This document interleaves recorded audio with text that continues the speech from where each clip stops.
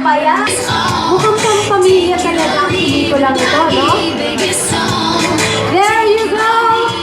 Kim Chu and Tia Lim! Wakwang! Palakpakan natin ang mga kapatid sila!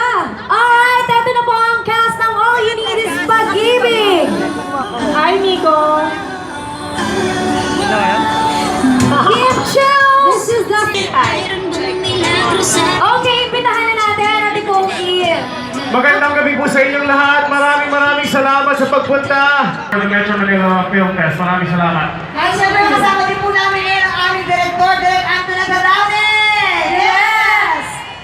Maraming salamat. Hindi pa lang po nagpapasalamat na kami sa suporta yung bibigyan po ninyo sa bawat pelikulang Pilipino ngayong December 25. Pero sana unahin po ninyo ang All You Need Is Pag-ibig. Yes! Bakit blooming ka, Poki? Wala napakalitang problema ang pagiging maganda ko. Ang ganda ng hair, oh.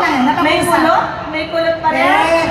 Of course, ang director ng All You Need Is Pag-ibig. At panoorin po natin lahat sa December 25, All You Need Is Pag-ibig. Isang kwento ng pag-ibig para sa lahat ng tao, mula bata, matanda, may girlfriend, wala, may love life, o wala. All You Need Is Pag-ibig po.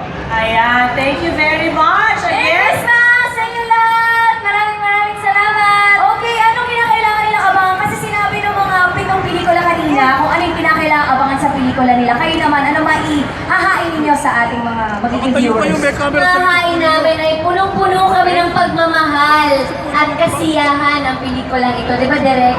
Correct. Dahil tayo, kahit anong pagdaanan natin, basta may love, lahat yan ay lumilipas. Love story po para sa lahat. Alright, thank you very